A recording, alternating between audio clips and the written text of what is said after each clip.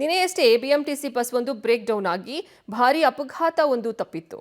ಇದರ ಬೆನ್ನಲ್ಲೇ ಕಳೆದ ಕೆಲ ತಿಂಗಳಿನಿಂದ ಬ್ರೇಕ್ ಡೌನ್ ಆದಂತಹ ಬಿಎಂಟಿಸಿ ಬಸ್ಗಳ ಅಂಕಿಅಂಶ ಬೆಚ್ಚಿ ಬೀಳಿಸುವಂತಿದ್ದು, ಪ್ರಯಾಣಿಕರು ಹೀಗಾದ್ರೆ ಹೇಗಪ್ಪ ಬಸ್ ಹತ್ತೋದು ಅಂತ ಆತಂಕವನ್ನ ವ್ಯಕ್ತಪಡಿಸುವಂತಾಗಿದೆ. ಈ ಕುರಿತ ಡೀಟೇಲ್ಸ್ ಇಲ್ಲಿದೆ.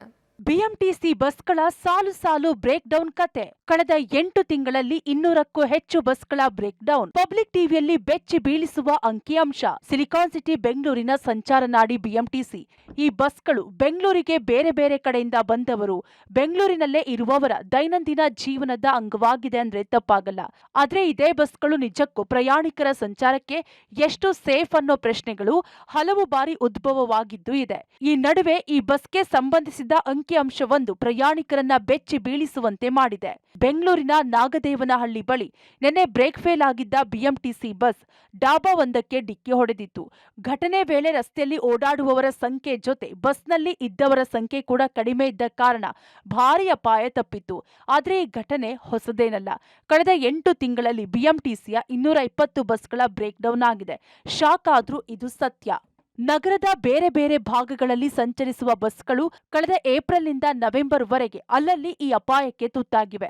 ಆದರೆ ಅದೃಷ್ಟವಶಾತ್ ಕೆಲವು ಕಡೆ ಕೆಲ ಸಣ್ಣ ಪುಟ್ಟ ಅಪಾಯಗಳಷ್ಟೇ ಆಗಿದ್ದು, ಅನಾಹುತ ದೊಡ್ಡ ಮಟ್ಟದಲ್ಲಿ ಆಗಿಲ್ಲ ಅನ್ನೋದು ಸಮಾಧಾನ ವಿಚಾರ.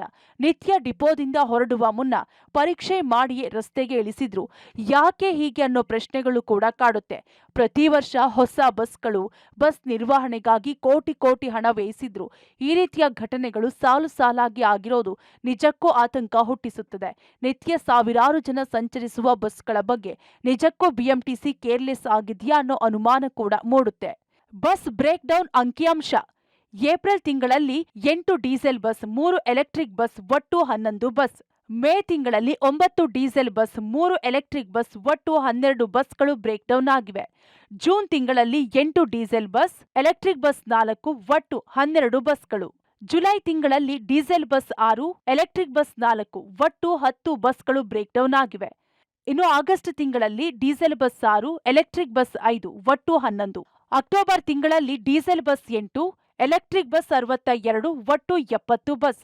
ನವೆಂಬರ್ ತಿಂಗಳಲ್ಲಿ ಡೀಸೆಲ್ ಬಸ್ 10, ಎಲೆಕ್ಟ್ರಿಕ್ ಬಸ್ 45, ಒಟ್ಟು 55 ಬಸ್ಗಳ ಬ್ರೇಕ್ ಡೌನ್ ಆಗಿದೆ. ಇನ್ನು ನಗರದ ಮಾಲಿನ್ಯ ತಡೆಗೆ ಸಹಕಾರಿ ಕಾರಣ ನೂರಾರು ಎಲೆಕ್ಟ್ರಿಕ್ ಬಸ್ಗಳನ್ನ ಬಿಎಂಟಿಸಿ ರಸ್ತೆಗಿಳಿಸಿತ್ತು.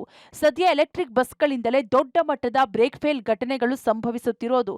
ಒಟ್ಟಾರೆ ಅಂಕಿ ಅಂಶದ ಪ್ರಕಾರ 65% ಬಸ್ಗಳು ಬ್ರೇಕ್ ಡೌನ್ ಆಗಿರೋದು ಎಲೆಕ್ಟ್ರಿಕ್ ಬಸ್ಗಳಿಂದಲೇ. ಸದ್ಯ 8 ತಿಂಗಳಲ್ಲಿ 156 ಎಲೆಕ್ಟ್ರಿಕ್ ಬಸ್ಗಳು, 64 ಡೀಸೆಲ್ ಬಸ್ಗಳು ಬ್ರೇಕ್ ಡೌನ್ ಆಗಿದೆ ಅನ್ನೋದು ಮತ್ತೊಂದು ಆಘಾತಕಾರಿ ಅಂಶ. ಒಟ್ಟಾರೆ ಬಿಎಂಟಿಸಿ ಈ ಅಂಕಿ ಅಂಶ ಪ್ರಯಾಣಿಕರಿಗೆ ಕೊಂಚ ಆತಂಕವನ್ನ ಹೆಚ್ಚಿಸಿರೋದಂತೂ ಸುಳ್ಳಲ್ಲ.